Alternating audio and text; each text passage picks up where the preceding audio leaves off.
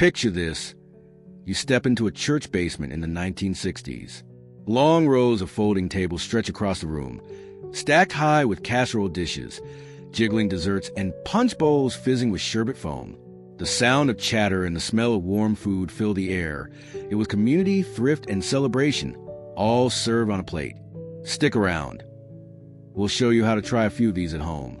These 25 recipes solve the kitchen puzzles of their time, feeding big crowds, stretching the grocery list, and saving precious hours. From shimmering Jell-O molds to Spam dressed like a holiday roast, they were practical, a little quirky, and surprisingly clever. Let's begin where many tables began, with a dish that loved to sparkle. Lime Jell-O dessert. Lime Jell-O dessert was one of the most eye-catching dishes on the table. Its glossy green surface seemed to glow under church hall lights, playful yet polished. More than just a sweet treat, it was meant to impress. For many families, that little box of gelatin powder carried the promise of thrift wrapped in something that looked almost elegant. At its core, the beauty was in its simplicity. You stirred the powder into boiling water, poured it into a mold, and waited for the magic to set. Canned fruit and marshmallows were common additions, suspended in a wobbly frame like decorations frozen in glass. Sometimes even vegetables made their way in, not for shock value, but because experimenting with whatever was on hand was part of fun. A mold like this wasn't just food, it was performance. The moment you carried it out, it sparkled like center stage decor. Problem: no budget for bakery cakes. Solution: a single box of gelatin became a dramatic centerpiece that fed many. That was its quiet genius. It transformed low-cost pantry goods into something both plentiful and striking. Where a cake might require fresh eggs, butter, and hours of baking, Jell-O asked only for hot water and a little patience. For a family watching every dollar, it meant dessert could stretch a pineapple or a handful of cherries into something that looked and felt special. The real drama came when you sliced into it. The knife slipped through without effort, the wobble rippling like a soft wave. Each serving revealed its own surprise cross-section. Maybe a bright red cherry, maybe a pocket of cream or pastel marshmallow. Guests weren't just eating, they were enjoying a shared moment of reveal. That combination of thrift and flair made it unforgettable.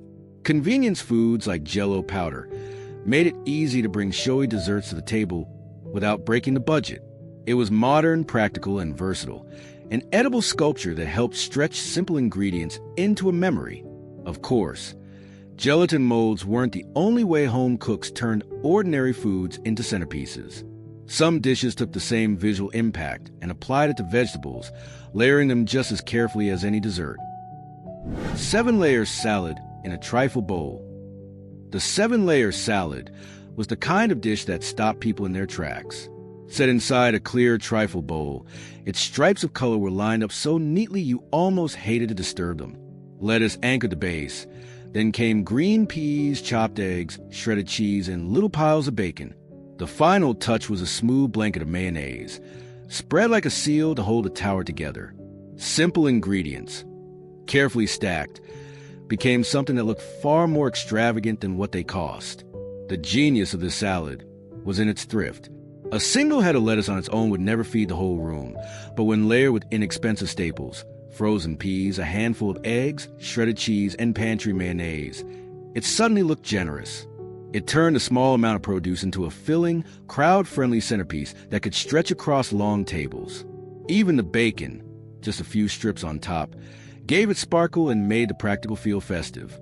Part of the magic came when the serving spoon broke through those clean layers.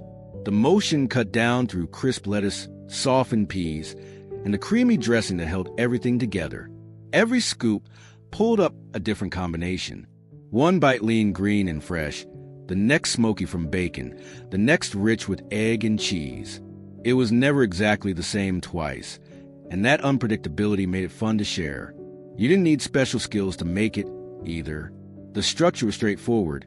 No tossing, no precise cooking, just a little stacking and patience.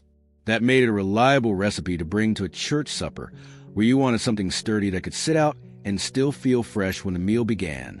Families even knew it by another nickname, Overnight salad, because you could assemble it hours ahead and slide the bowl into the fridge until it was time to serve. That's also why it adapts so easily today. If you need a quick make-ahead dish for a potluck, 7-layer salad is still a solid choice. It's colorful enough for the center of the table, practical enough to feed a crowd, and forgiving if you swap in what you have on hand. And while some salads lean on color and layers, others play their tricks with unexpected pairings, turning familiar Sunday meats into something entirely new. Ham and pineapple upside-down casserole. Ham and pineapple upside-down casserole brought a surprising twist to the potluck spread. Ham and pineapple pairings were a popular mid-century flavor, often showing up as ham steaks topped with golden rings or in pineapple upside-down desserts. This casserole borrowed both ideas, stacking savory slices with canned fruit and finishing them with a sugary glaze that baked into something showy and memorable. To many, the combination felt unusual. Salty ham pressed up against sugary pineapple sounded like a clash, with brown sugar or honey in the glaze tipping it even further towards sweetness. But the oven had a way of softening edges. As the ham warmed and the fruit grew syrupy, the flavors met in the middle. What started as contrast turned into balance. Families who tried it often remember the taste as something between hearty dinner and tropical treat. The layout was simple but designed to impress. Slices of ham were arranged flat, pineapple rings lined up like golden medallions, and a cherry in each center for color. Over that went the glaze, seeping down to the layers to caramelize at the pan's edges. When baked, the sugars thickened, the fruit gleamed, and the ham carried a sweetness that felt unexpected at the family table. Turn the pan upside down, and those pineapple rings were suddenly the crown. Problem: what do you do with leftover ham when you want something festive at the next gathering? Solution: line it with canned pineapple and pour over a brown sugar glaze, and it instantly became a centerpiece. This casserole stretched what was already on hand into something that looked special, a trick of thrift dressed up with mid-century style. Canned pineapple played a key role in making that work. For many families, it was a special treat pulled from the pantry, a way to serve fruit in any season and to give plain meats or cakes a bright, golden finish. In this case, it solved the problem of turning ham into a repeat guest at the table without anyone noticing it was leftovers. Today, you could adapt it by using fresh pineapple for less syrupy sweetness or by lightening the glaze. Either way, the balance of savory and sweet is still clever, and the idea of putting a crisp, eye-catching finish on a humble casserole continues in other dishes as well. Tuna noodle casserole with potato chip topping. Some casseroles lean sweet or showy, but tuna noodle casserole with potato chip topping was all about comfort and cleverness. It began with the simplest pantry staples: egg noodles for bulk, condensed cream of mushroom soup for binding, and 1 can of tuna to bring it all together. On paper, it didn't look like much, but once it was baked, topped with chips, and carried into a church hall, it became the kind of dish people recognized right away. The topping was the secret. Without it, you had a pale, soft mix. With a layer of crushed potato chips scattered across the surface, the whole thing shifted. The chips toasted in the oven, giving off a warm, salty smell and forming a golden crust. That contrast, crispy on top, creamy underneath, wasn't just a flavor boost. It turned a thrifty casserole into something that felt festive, even indulgent, despite its humble core. Guests didn't just eat it. They broke through that crust like opening a present. Problem: stretch a single can of tuna to feed a family or a line of guests. Solution: bulk it up with noodles, bind it with soup, and crown it with potato chips for flavor and crunch. Every element had a role. The soup saved time, the noodles created substance, and the chip topping disguised a plain appearance while adding the texture cooks of the era were so eager to achieve. That focus on texture mattered. Mid-century casseroles often leaned soft and uniform, but here you got two experiences at once. Your spoon cracked the surface, steam drifted up, and suddenly the meal felt balanced. Creamy warmth below, crisp saltiness above. Something so ordinary had been transformed into a dish people remembered. It wasn't just thrifty, it was communal. One pan could sit on a buffet table and feed a surprising number of plates, each scoop holding together well enough for potluck service. That practicality made it natural at church suppers, where food wasn't just about taste, but about sharing and stretching what you had. This dish shows how texture could make everyday ingredients feel indulgent. And, much like other recipes of the era, it proved that a basic meal could be dressed up in unexpected ways, sometimes with nothing more than a clever crust. Chicken a la king in puff pastry shells. Now imagine creamy chicken, peas, and peppers not ladled into a bowl, but tucked neatly inside golden puff pastry shells. That was chicken a la king in its mid-century prime. Simple ingredients transformed by presentation. The filling was familiar. Bits of chicken folded into a white sauce enriched with milk, butter, and flour. But once it was spooned into those crisp shells, the dish shifted from weekday supper to something that felt polished enough for a buffet table. The real trick was that it relied on everyday pantry staples. Leftover roast chicken, maybe even scraps from Sunday dinner, could be stretched into a whole new meal. The creamy base gave body and richness without special ingredients. Nothing about it was extravagant. Yet when encased in pastry, it looked like the kind of dish you'd see on a special occasion spread. At church suppers, where casseroles dominated, the sight of stacked pastry cups filled to the brim stood out as both tidy and elegant. Presentation wasn't just for looks. It solved real problems. Individual pastry shells were practical. They kept portions neat, traveled well, and gave each guest a bite that felt carefully composed. For a hostess juggling trays at a crowded hall, that meant less fuss and more impact. Instead of scooping stew onto a plate, you handed someone a crisp shell that held its shape until the first bite. And that first bite mattered. The pastry gave a crunch that broke quickly into the creaminess beneath, a contrast that satisfied in texture as much as in flavor. It was hearty and comforting, yet wrapped in just enough flourishes to feel like a treat. That small detail, the moment when snap gave way to softness, was why the dish lingered in memory. In essence, chicken a la king in puff pastry shells was thrift dressed with a splash of elegance. It stretched chicken scraps, used staples in the cupboard, and still carried the air of something celebratory. Today, individual pastry cups remain just as handy. You can fill them with leftovers or a quick sauce and suddenly have a dish dressed up for company. From elegant shells filled with creamy chicken, the spotlight at church tables often turned right back to the skillet, where another dish promised comfort in a far simpler form. Sloppy Joes on white buns. Sloppy Joes on white buns brought a kind of comfort that was hard to miss. Ground beef browned in a skillet, stirred into a tangy tomato-based sauce, and scooped onto soft rolls. It was honest, filling food. With just a few ingredients, it turned the ordinary into something everyone at the table could enjoy. Problem: feed many quickly on a tight budget.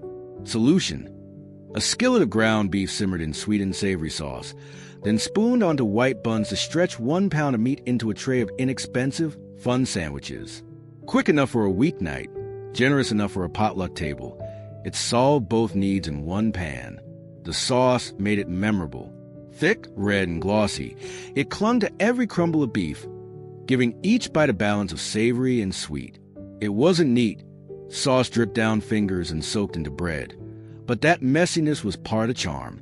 Kids leaned in, laughing through sticky hands, while adults appreciated the fact that it cost little and fed plenty. Every cook had a version. Some leaned sweet, stirring in a spoonful of sugar or ketchup. Others preferred heat, with chili powder or hot sauce giving it kick. No matter the twist, the heart of the dish stayed the same. Simple meat, simmered sauce, and a bun that invited you to grab it while it was still hot. The moment of serving added to the appeal. A spoon scraped across the skillet, scooping up the glossy meat, then landed with a soft thud on white bread. The bun barely held together, soaking up flavor and softening your hands. That contrast, sauce-heavy beef against pillowy bread, was the exact texture people came back for. What Sloppy Joes did best was combine speed, thrift, and satisfaction. They gave families an easy supper, school cafeterias a reliable lunch, and church suppers a dish that could feed a crowd without fuss. Even today, the smell of meat and tangy sauce still calls up memories of community tables and quick dinners at home. Tell us in the comments, did your family make them sweet or spicy?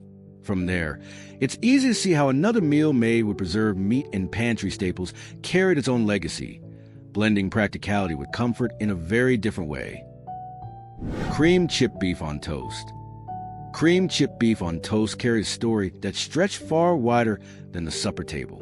It began as a military standby, known bluntly as SOS, where dried beef met a simple white gravy and toast to make a hot, filling meal from shelf-stable ingredients. When it moved from the barracks into home kitchens, the same salty meat and creamy sauce held on to its practicality, but softened into something more familiar and comforting. At its heart, the recipe relied on just 3 pieces. Thin strips of dried beef, cured and salty, gave it substance. A quick white sauce, built from butter, flour, and milk, gave it body and richness. And underneath sat toast, plain white slices that soaked up the gravy while still holding their shape. It was unfussy to prepare, but the payoff was a plate that felt warm and hearty, with very little effort. The name SOS told you everything about its straightforward military role. But once families embraced it, the focus was less on survival and more on comfort. Served in church kitchens or an everyday table, the dish was creamier, milder, and geared toward feeding a family without complaint. Suddenly, what had once been rations doubled as a bridge between necessity and warmth. What made it practical then still makes sense now. Dried beef could sit in the pantry until needed, a handy substitute when fresh meat wasn't around. A jar or packet stood ready for last-minute meals, and the short ingredient list meant it could stretch on busy nights or when supplies were low. Problem solved. Shelf-stable protein turned into a quick supper that filled plates without fuss. There was also a small ritual in serving. You'd spoon the hot gravy over toast, watching it spread and soften the edges while leaving the center crisp. A puff of steam rose up, carrying the scent of butter and beef, and with the first bite came a mix of crunch and cream. It was plain food, but deeply tied to thrift, resourcefulness, and memory. Cream chip beef showed how necessity could turn into comfort on a plate. Other dishes of the era carried a similar mission, meeting families' needs with what was practical, even if the taste itself could spark debate. Liver and onions with gravy. Liver and onions with gravy was one of those dinners that sparked strong feelings. For some, it was earthy, rich, and paired perfectly with the sweetness of caramelized onions. For others, the flavor felt too strong to ever win them over. Yet it held a steady place at the table for one clear reason. Liver was cheap, filling, and valued for being packed with iron and protein. In the 1960s, when thrift guided many grocery lists, this dish offered dense nutrition at a fraction the cost of other meats. Families could stretch their budgets and still feel like they were putting something hearty on the plate. Cooking it was straightforward. Onion slices went into the skillet first, turning golden and soft. Then liver, sliced thin, hit the hot pan with a quick sizzle. To bring it all together, a gravy often made from the pan drippings was poured over the top. That sauce mattered. It didn't just deepen the flavor, it rounded it out, cutting the edge in the liver and boosting the comfort factor of the whole meal. The combination of onion sweetness with a spoonful of rich gravy made the dish more approachable, even for reluctant eaters. It wasn't elegant or designed to impress, but it did its job well. Parents often pushed at least a bite onto their children's plates, believing that the nutrition was worth any wrinkled noses. And while arguments about taste were common, the dish kept returning because it balanced cost, substance, and tradition.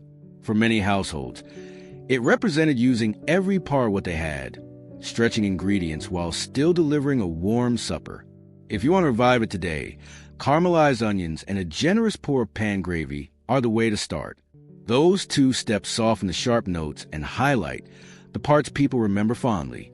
The result is a dish that may never win universal love, but continues to capture the spirit of making the most out of what was available. From meals centered on thrift, the spotlight soon shifted to recipes that carried a different weight altogether, ones that celebrated heritage and community pride at the table. Swedish meatballs with Lingonberry sauce. Swedish meatballs with Lingonberry sauce carried a special place at Midwestern potlucks, especially in communities with Scandinavian roots.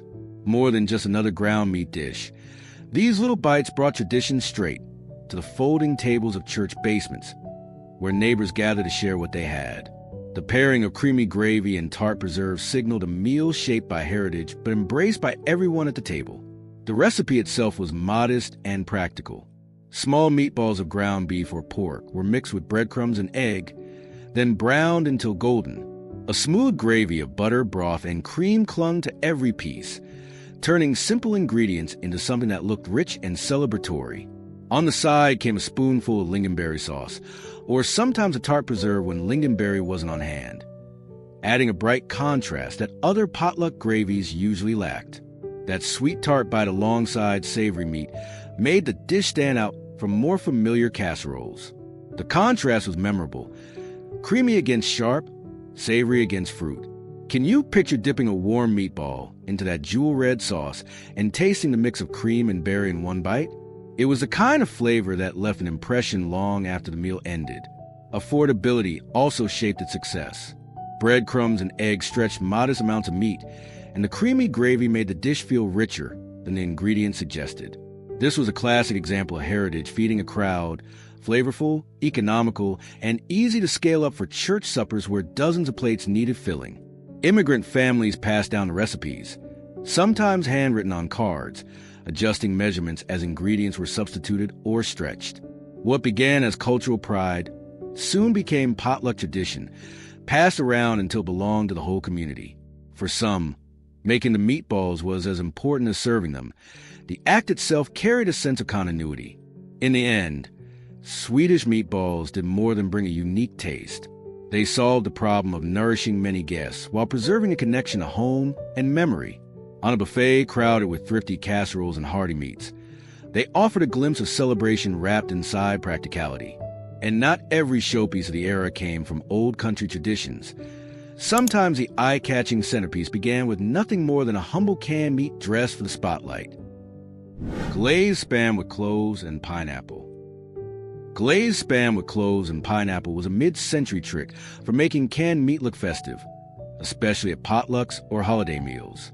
By the 1960s, Spam had moved from its reputation as wartime rations to a versatile pantry standby, and the way to elevate it was to give it the treatment usually reserved for a ham. With a few decorative touches, an affordable loaf of meat suddenly looked ready for the center of the table. The process started the moment the block came out of the tin. Cooks scored the top with shallow crosshatch cuts, creating a diamond pattern that wasn't just for looks. It let the sweet glaze sink deeper as it baked. At each intersection, cloves were pressed into place. The aroma was warm and slightly spicy, and the studded surface gave the meat a hint of elegance that belied its humble origin. Pineapple rings made up the second half of the transformation. Pulled straight from a can, the golden circles were pinned onto Spam with toothpicks, often with maraschino cherries set in the centers for color. A drizzle of juice, brown sugar, or honey ran over the surface before the pan went into the oven. As it baked, the glaze thickened, the pineapple softened, and the edges caramelized into a glossy finish. When it emerged, the loaf gleamed like a showpiece. Problem: how do you offer a centerpiece dish on a tight budget? Solution: score, stud, and glaze canned meat, then crown it with fruit so it arrives looking celebratory. That touch of theater meant something inexpensive could still carry pride at the table. Families didn't need roast beef to honor their guests when Spam could be dressed in holiday style. It wasn't only about appearance. The cloves infused gentle spice, the pineapple added sweet acidity, and the glaze gave a sticky edge that made each slice more flavorful. Children often went for the pineapple, adults for the meaty slices, but everyone noticed the care that went into a dish that started as shelf-stable simplicity. Glazed Spam was resourcefulness on display. It stretched a can of meat into something shareable, gave modest kitchens a chance to serve with flair, and proved that presentation could make all the difference. From there, another dish leaned less on decoration and more on pantry practicality, turning beans and a few sliced franks into a warm and filling bake. Bean and Frankfurter Casserole. Bean and Frankfurter Casserole was the kind of dish that played to the strengths of the era, simple, convenient, and satisfying for a crowd. Canned baked beans came pre-sauced and ready to heat, so you didn't need to start from scratch. Into that thick, sweet base went slices of Frankfurters, cut into rounds or diagonals, each piece sinking down like little pockets of smoky flavor. What came out of the oven wasn't fancy, but was warm, reliable, and filling enough to claim a proud spot on church buffet tables. It wasn't about glamour. It was about making what you had worked hard. Beans brought bulk and protein in an affordable form. Frankfurters carried just enough meaty flavor to stand in for more expensive cuts. Together, they proved that resourcefulness could carry a dish from pantry to potluck. For families cooking with tight budgets, this pairing offered assurance that the casserole dish set down on the table would feed more than a few hungry plates. Flavor boosters gave each pan its personality. A drizzle of molasses deepened sweetness. Ketchup added bright tang, and sometimes a spoonful of mustard cut through the richness. As the casserole baked, the sauce thickened and clung to the beans and meat. The result hinted at a backyard cookout, sweet, smoky, and comforting, but without the need for a grill. That echo of barbecue made it welcome anywhere, whether on a weeknight table or at a church supper. Part of its strength was how approachable it felt. Children often cleaned their plates thanks to the tender beans and the kid-friendly taste of hot dogs. Adults recognized it as wholesome and hearty, a dish that stretched ingredients while giving a nod toward flavors everyone associated with gatherings outdoors. It met the needs of both audiences with ease. Proof of why it showed up so often. Problem: how to feed a crowd cheaply and quickly. Solution: start with canned beans and add frankfurters, bake with a touch of sweetness, and you had a casserole that doubled as either a main course or a generous side. That practicality made it a dependable choice for potlucks, where abundance mattered more than extravagance. Today it reads like comfort food, easy, frugal, and nostalgic enough to pitch as a potluck staple. And just as casseroles could lean savory and smoky, some of the most beloved mid-century bowls leaned sweet, offering something that blurred the line between salad and dessert. Ambrosia Salad. Ambrosia Salad was one of those church supper bowls that felt both simple and special. The name itself promised more than an ordinary fruit mix, and when it arrived on the table, it delivered. Inside were canned pineapple chunks, mandarin oranges, shredded coconut, and a handful of mini marshmallows. All of it was folded together with a cloud of whipped topping, often the new Cool Whip that became a mid-century favorite for its convenience and airy texture. The result was a sweet, creamy dish that looked cheerful and tasted light, even when it was loaded with sugar. Its strength was versatility. Ambrosia could appear as a salad alongside ham or roasted meat, or it could easily pass as dessert at the end of the meal. That flexibility, plus the fact that children adored the marshmallows, made a reliable hit at potlucks. Busy home cooks also welcomed how quick it was to assemble. No oven needed, no special skill required. Just stir a few pantry staples together, chill, and carry it down to the church hall. The salad kept well, could be made in large batches, and always looked festive with its pastel pops of color. The appeal wasn't only its sweetness. Ambrosia Salad carried the spirit of modern convenience. The rise of canned fruit made it possible to serve tropical flavors like pineapple and oranges year-round, while packaged whipped topping replaced the effort of fresh cream. That meant even a grandmother cooking for a crowd could prepare something that seemed indulgent without spending hours over the stove. The dish was thrifty, playful, and celebratory all at once. It was also memorable. Children scooped it eagerly for the marshmallows, adults enjoyed the creamy tang, and everyone recognized as a bowl that belonged on the table, whether at Christmas, Easter, or an ordinary Wednesday night supper. If you revive ambrosia today, you can keep the nostalgia but update the creaminess. Real whipped cream or even Greek yogurt can bring a fresher balance while still letting the fruit, coconut, and marshmallow shine. That way, the salad delivers the same whimsy but feels more suited to modern tastes. Not every gelatin or creamy dish leans sweet, though. Some mid-century molds took a savory turn, surprising guests with bright colors and unexpected flavors meant to stand out on the buffet table. Tomato Aspic with Mayo. Tomato Aspic with Mayo was one of the boldest entries on a church buffet table. Instead of the sweet Jell-O creations people knew so well, this was a savory red mold made from tomato juice set firm with unflavored gelatin. It tapped into mid-century fascination with molded salads, echoing earlier food traditions while using modern pantry staples. Its glossy shape sat on a platter and immediately drew attention, daring guests to take a slice and discover what it was all about. Making it wasn't complicated, but the details mattered.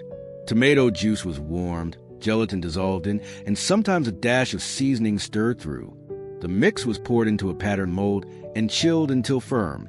Once it was turned out, the aspic gleamed on the table, often surrounded by lettuce or parsley for contrast. Alongside came mayonnaise, either spoon in the center or serve as a dollop on each portion. That creamy topping gave balance to the tang of the tomato, an unspoken clue that this wasn't dessert, but part of the savory spread. Savory gelatin molds like this were surprisingly common at mid-century suppers. They showed off both thrift and presentation by turning vegetables into sculptures. For cooks, the payoff went beyond taste. You could take a basic pantry ingredient like canned tomato juice and transform it into something polished enough to sit beside roasts or casseroles.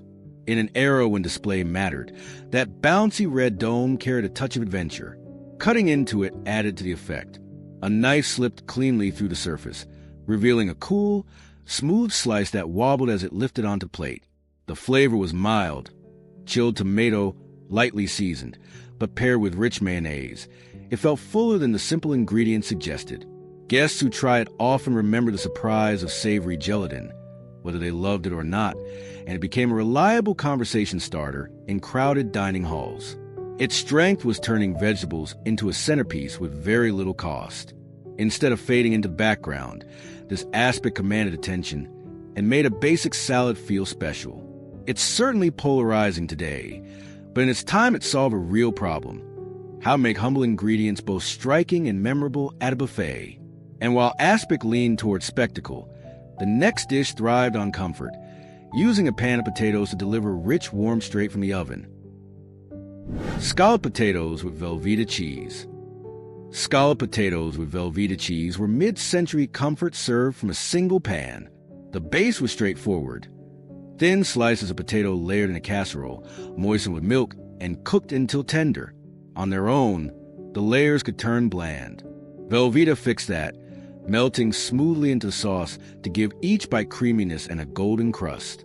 It was the kind of dish that needed no frills, but always felt generous when set on the table. Processed cheeses like Velveeta were marketed during the 1960s for easy melting and convenience, and scalloped potatoes showed why. Unlike block cheese at risk curdling, Velveeta dissolved evenly, coating every slice without fuss. That consistency meant reliability, something home cooks looked for when they had no time to experiment. A pan could be prepared in advance, baked until bubbling, and served without worry of it breaking or turning grainy. For busy families or church suppers, predictability was as important as taste. The result was a side that looked modest but ate like a centerpiece. Baked potatoes, when softened and wrapped in a blanket of cheese, had body and warmth. The browned edges kept the dish from feeling flat, while the creamy layers tucked underneath made it indulgent without relying on expensive ingredients. It was sustenance and comfort in the same forkful, easy to portion out and capable of feeding a room. Problem: how to stretch a bag of potatoes into something filling and special for a crowd. Solution: add Velveeta, and suddenly thrift turned to abundance. Each serving carried a feeling of richness, transforming a basic starch into a dish you want a second scoop of. The low cost of ingredients fit tight budgets, but the payoff in flavor and texture felt more lavish than the shopping list suggested. The staying power of scalloped potatoes with Velveeta lies in that mix of thrift and indulgence. A single casserole answered the needs of scale, efficiency, and taste. If you try it today, you might cut the salt, lighten the sauce, or swap a different cheese for milder balance, but the roots of comfort remain the same. And just as this dish gained loyalty for its creamy filling, another casserole became famous less for what was inside than for the crunchy topping that crowned it. Green bean casserole with fried onions.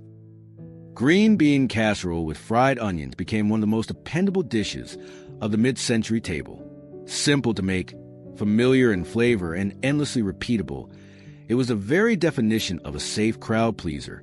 The combination was straightforward: canned green beans mixed with cream of mushroom soup, topped with a layer of crispy fried onions. Baked together, it was both quick to prepare and impossible to mistake for anything else. Problem: how do you bring an easy, reliable side to serve a large group without risking time or ingredients? Solution: the trio of beans, soup, and onions gave home cooks a shortcut to a creamy casserole with a crunchy finish that never failed. Nothing fancy, and yet nothing that could go wrong. For families carrying dishes into church basements or holiday gatherings, that kind of assurance mattered. The charm rested in the contrast. Every serving broke through the toasted onion topping, releasing steam from the smooth casserole beneath. That play between crisp and creamy was what drew people back for seconds. It wasn't flashy or inventive, but it didn't need to be. It met expectations every time, which is why it became a fixture across tables coast to coast. Campbell's Test Kitchens helped popularize a recipe, using it to showcase their cream of mushroom soup as a staple. What started as product marketing quickly turned into tradition. Convenience and reliability spread the dish far beyond brand promotion, making it part of the American kitchen itself. By leaning on canned goods, it suited busy households and supported cooks who wanted results without the risk of fresh produce spoiling or complicated steps slowing them down. Over time, the casserole became more than just a recipe. It became a marker of gatherings, showing up at Thanksgiving spreads, Sunday suppers, and potlucks alike. It lived on not because it dazzled, but because it reminded people of family tables, crowded serving lines, and the comfort of knowing exactly what was about to be spooned onto their plate. That mix of security and familiarity shaped countless church suppers. And from a dish that leaned on creamy comfort, the buffet often shifted toward brighter, sharper flavors, ones that added tang and color to balance the table. Harvard Beets. Harvard Beets were one of the most colorful sides to appear on a church supper table. While many dishes leaned beige or brown, this one arrived in a deep scarlet glaze that instantly stood out. The color wasn't just eye-catching. It signaled something a little livelier than the casseroles beside it. In a room full of heavier comfort foods, bowls of glossy red beets gave the buffet both variety and brightness. The method behind them was straightforward. Beets, often canned or pre-boiled, were simmered in a sauce of sugar, vinegar, and a touch of thickener. That sweet and tangy glaze clung to the slices, giving them shine and flavor in equal measure. By preparing them this way, home cooks managed to turn a humble root vegetable into a side that looked polished and tasted sharper than anyone might expect. Why it worked came down to problem solving. Beets on their own carried a flavor some found too strong or too earthy, but dressed in a sweet vinegar glaze, they gained balance. The sugar softened the edges, the vinegar cut through heaviness, and the finished dish appealed to more people than plain boiled beets ever could. This simple treatment took an inexpensive, sometimes divisive vegetable and turned it into something more approachable. The effect reached beyond taste. On a table where casseroles dominated, Harvard Beets doubled as decoration. Their glossy red surface looked almost jewel-like, offering color contrast that made the spread appear more varied. Children might scoop them for the bright look, adults with a tangy bite. But either way, they gave the meal a boost that was out of proportion to their cost. They were best served warm, with the glaze just thick enough to hold to the slices. That warmth added comfort, while the sweet-sour flavor cut through the starches that crowded most plates. It was a practical solution to monotony, something unexpected that didn't strain the grocery budget. Even today, you could serve Harvard Beets as a colorful side to cut through creamy casseroles or roasts. They remind us that good balance between sweet and tart, plain and vivid, is often what makes a dish stand out. And from one splash of bright red, the next plate found its contrast in green and white, where another simple vegetable pairing carried its own quiet elegance. Buttered peas with pearl onions. Buttered peas with pearl onions was one of the simplest, yet most dependable side dishes you'd see on a church supper table. What looked plain at first, just green peas mixed with tiny white onion pearls, actually told the story of changing kitchens. Frozen foods have become part of everyday family cooking, and this dish showed just how handy that freezer aisle could be. Instead of waiting for gardens or struggling with peeling onions, you could open a bag and have everything ready in minutes. Frozen peas brought bright color and a gentle sweetness. Pearl onions, already peeled and ready to use, added just enough sharpness to keep the dish interesting. The two cooked quickly together, and a knob of butter melted over them was all it took to finish the recipe. That butter gave richness and a glossy look, while also rounding off the sharper taste of the onions. What could have been a plain bowl of vegetables turned instead into a side that felt smooth, balanced, and quietly elegant. Convenience carried most of the weight. Frozen vegetables and pre-peeled pearl onions removed prep time, a small revolution for busy church kitchens or families rushing to get food on the table. Instead of hours shelling peas or peeling onion skins, the work was already done. That time saved meant energy could go into feeding many people at once. In large halls, where casseroles and roast dominated, this easy dish stood out as quick, dependable variety that still looked like care had gone into it. Part of its appeal was the way it fit alongside heavier foods. Imagine lining your plate with casseroles rich with cream and starch, then catching the green pop of peas slick with butter on the side. The lightness cut into the richness and gave the eye a break. Color mattered when so much of a buffet leaned pale. For many, that spoonful of peas and onions became the refreshing bite that balanced everything else. Problem: how do you add a fresh-tasting side without extra labor or seasonal limits? Solution: frozen peas with frozen pearl onions, finished with butter, ready in minutes. It was equal parts practical and comforting, and that combination made it a quiet classic. Of course, no supper felt complete without something to sip, and the next dish often stole the room's attention with fizz, foam, and color swirling in a big shared bowl. Church basement punch. Church basement punch, built from nothing more than sherbet and lemon-lime soda, was the drink almost everyone remembers. At gatherings where casseroles and desserts filled the buffet, the wide glass punch bowl waited nearby, bubbly, colorful, and irresistible. Scoops of rainbow, lime, or orange sherbet floated on top, fizzing as they slowly melted into streams of creamy pastel. The ingredients were simple, but the look and feel gave the table something closer to celebration than ordinary refreshment. What made it work wasn't just the flavor, it was the practicality.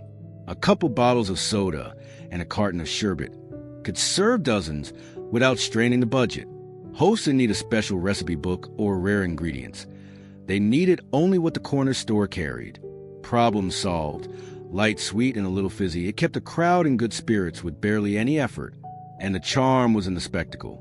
As the carbonation met the sherbet, foam rose at the top and bubbles danced underneath, like a little science experiment happening in real time. Swirls of pink, yellow, and green spread to the bowl, and each ladleful carried a different shade.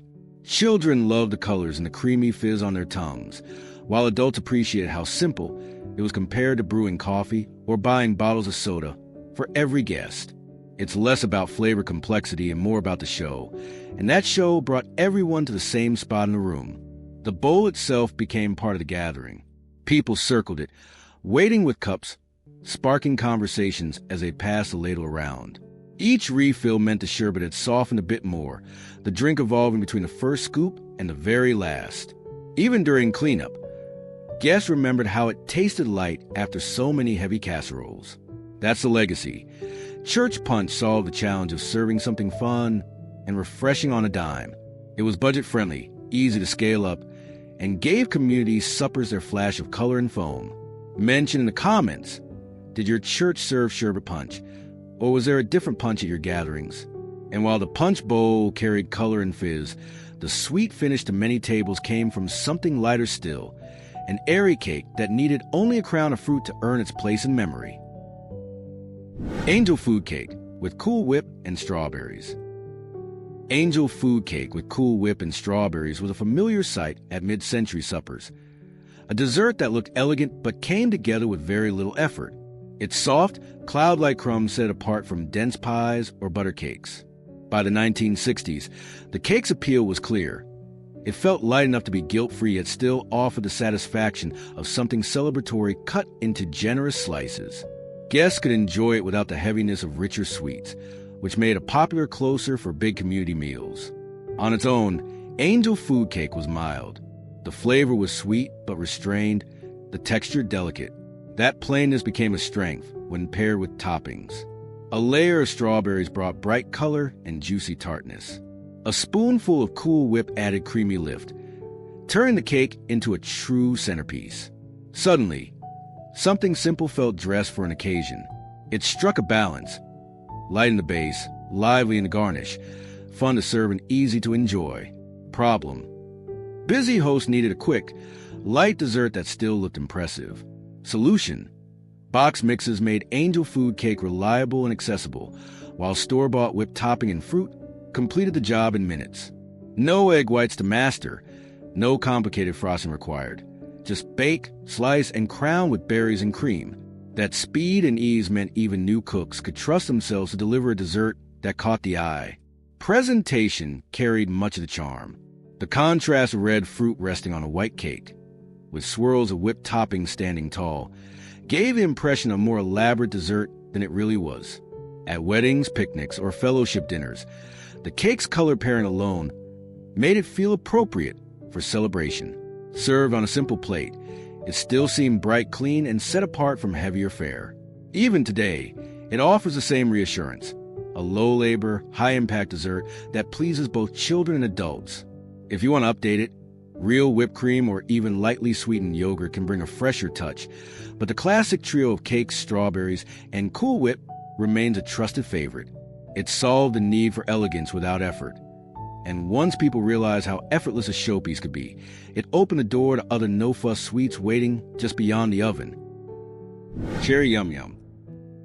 Cherry Yum Yum was one of those church desserts that proved you didn't need an oven to impress a crowd. Instead of worrying about baking times or delicate steps, you built it layer by layer. A graham cracker crust pressed into the bottom, a creamy middle made from whipped and sweetened filling, and a glossy crown of canned cherry pie topping. Each part was simple, but when stacked together, it looked every bit as polished as a bakery cake. That ease was its real strength. You didn't need experience with meringues or pastry crusts. All you needed was a pan, a spoon, and a little patience to spread the layers neatly. For anyone short on time or without regular access to an oven, this dessert delivered a way to contribute something with both taste and presence. At Potlucks, the ability to bring a dish that looked as good as it tasted carried weight, and Cherry Yum Yum made that possible for almost anyone. The canned cherry pie filling gave the dessert its personality. Bright red, glossy, and ready to serve, it cut out the work of pitting fresh fruit or cooking syrup on the stove. That splash of color gleamed against the creamy white filling, instantly drawing the eye even on a table already brimming with sweets. In rooms filled with neutral casseroles and brown-baked pies, the bold topping signaled celebration and indulgence. Assembling it was straightforward but satisfying. Pressing down crackers for crust gave it a solid base. Smoothing a layer filling over top made it uniform and neat, and finishing with that shiny cherry topping transformed it into something that looked richer than the simple ingredients suggested. When served, each spoonful lifted out 3 distinct layers: crumbly base, creamy middle, and sweet topping, making the eating experience just as striking as the look. Problem: how to put together a dessert that travels well, feeds many, and doesn't demand oven space or advanced skills. Solution: Cherry Yum Yum delivered in all 3. It was thrifty, quick, and nearly foolproof. Better still, it could be made ahead and chilled until needed, which made it ideal for gatherings where time and tools were limited. Today, it still works beautifully as a make-ahead dessert for barbecues or family reunions. The combination of simple steps, bright presentation, and dependable flavor keeps it practical and nostalgic all at once. And just as this recipe found its charm in layering, the next favorite carried the same spirit of practicality, but gave it a nutty crunch that people could hold in their hands. Pecan Pie Bars. Pecan Pie Bars carried all the richness of classic pie, but in a form made for sharing at church suppers. Instead of rolling out dough or worrying about cutting neat slices, home cooks pressed a buttery shortbread crust into a pan, poured on the syrupy pecan filling, and baked it as one sheet. Once cooled, it was cut into tidy squares, each piece delivering the gooey, nutty experience of pecan pie without the fuss of wedges and plates. That simple shift made it just as decadent, but far more practical for crowded tables. At gatherings, this solved a problem organizers knew well. Whole pies were fiddly, uneven slices, crumbling edges, sticky spatulas, and extra dishes piling up. Bars sidestepped all of that. A tray could be portioned ahead of time, lined up on a platter, and served like finger food. Guests picked one up without slowing the line, and volunteers avoided the stress of cutting multiple pies on the spot. The thrift of pecan pie bars also mattered. A traditional pie demanded a deep layer of nuts and filling, which wasn't affordable for many families. Bars needed less, just enough pecans scattered across a thinner layer of syrup, so the same bag of nuts went further. They looked generous, tasted indulgent, and kept budgets in line. That was exactly the kind of balance cooks aimed for when feeding both their own families and a whole church crowd. Problem: pricey pies and messy slices made dessert harder at large suppers. Solution: bars turned luxury into handheld squares. Cheaper to make, easier to serve, and still just as impressive. The appeal went beyond cost and convenience.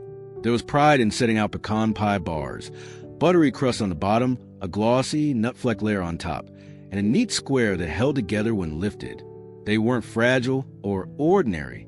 They felt like a treat that belonged in the center of the dessert table, but could travel home in a napkin just as easily. That balance of portability and richness explains why they became potluck favorites. Everyone got a taste, no one left hungry, and the dish carried the same air of abundance as a whole pie. Tell us in the comments, what handheld dessert would you bring to a potluck? From there, some cooks turned back to garden, showing how local produce could be transformed into sweets just as memorable as any pie bar.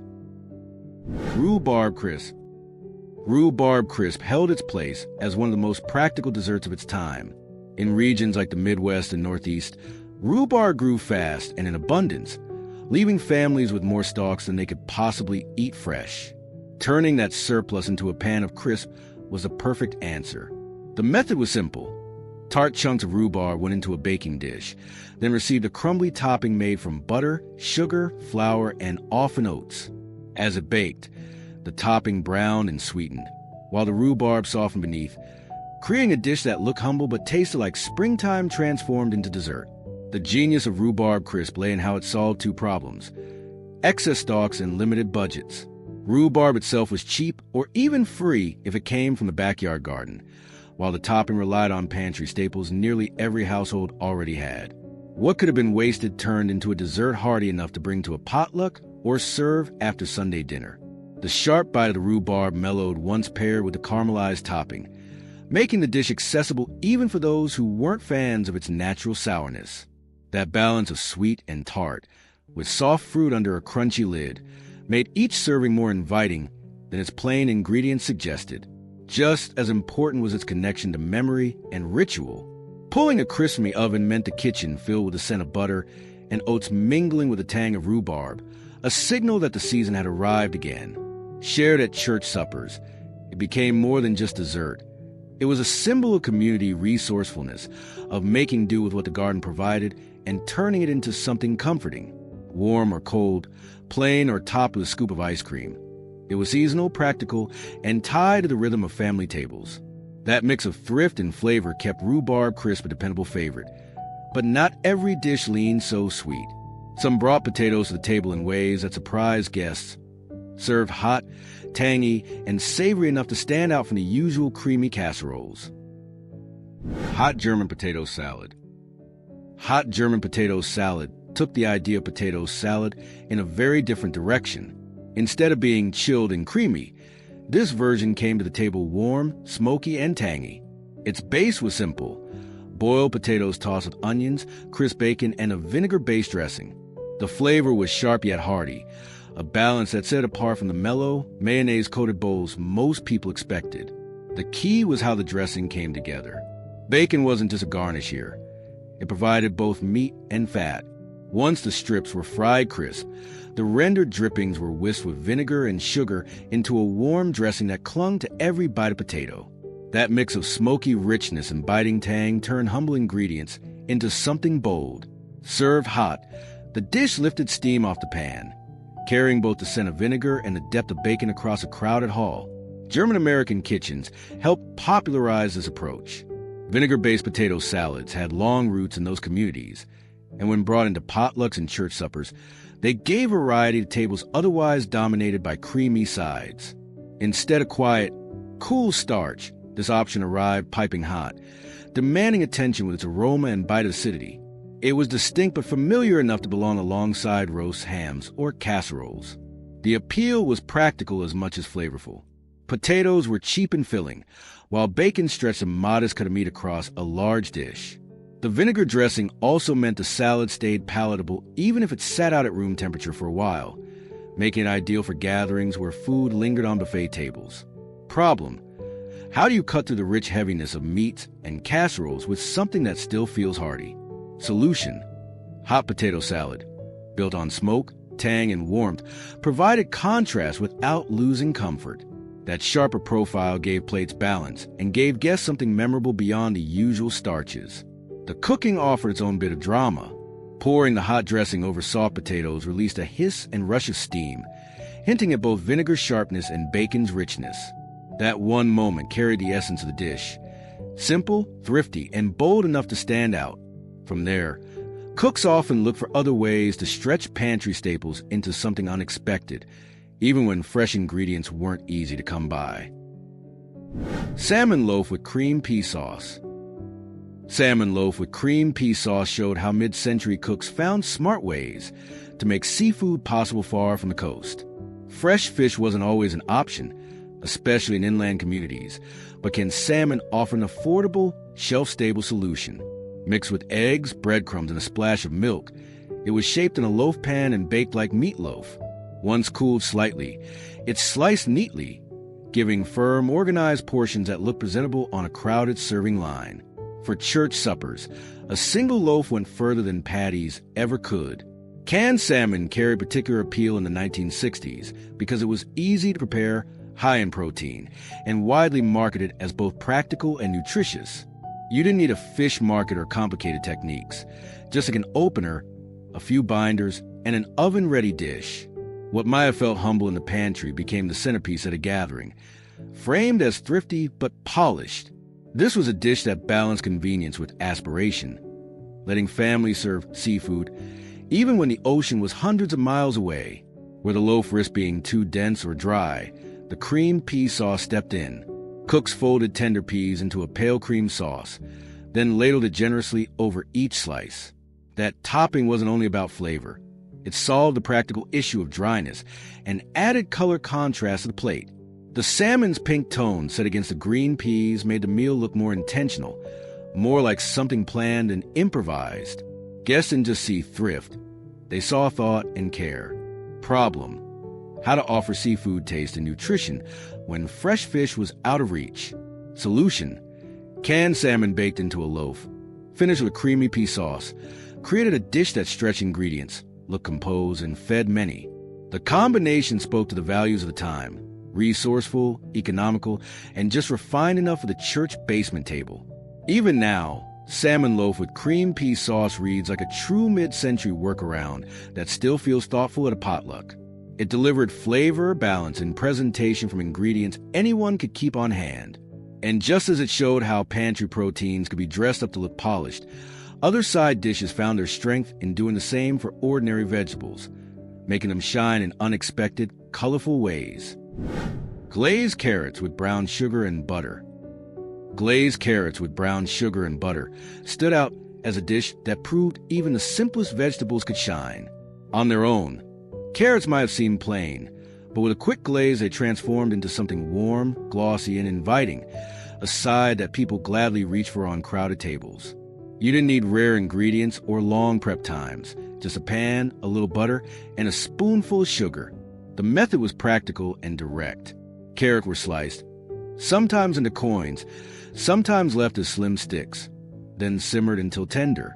A quick glaze came together right in the skillet as butter melted, brown sugar dissolved, and the two clung to the orange slices. That sweet, salty coating gave them a polished glow. In just a few minutes, an everyday root became something that felt like a treat. The problem it solved was straightforward: how to encourage people, especially children and picky eaters, to go back for vegetables. The sweetness of the glaze softened the sharper notes of carrot, making the dish approachable for nearly everyone. At church suppers and potlucks, where feeding a variety of tastes mattered, this reliable recipe kept the peace. Parents could serve vegetables without a fuss, and kids often cleaned their plates without a complaint. Affordability mattered too. Carrots were inexpensive and available all year, so cooks knew they could count on them for gatherings of any size. Pairing them with pantry staples like butter and sugar meant a bright, attractive side was always within reach, regardless of budget. That predictability was vital in mid-century homes, where every dish on the table needed to stretch both the grocery bill and the appeal for guests.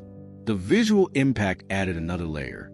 Carrots already carried natural color, and the shine of the glaze made them look polished and lively next to roasts and casseroles. One glance at that glossy orange told everyone they weren't just filler on a plate. They were a dish made to be noticed.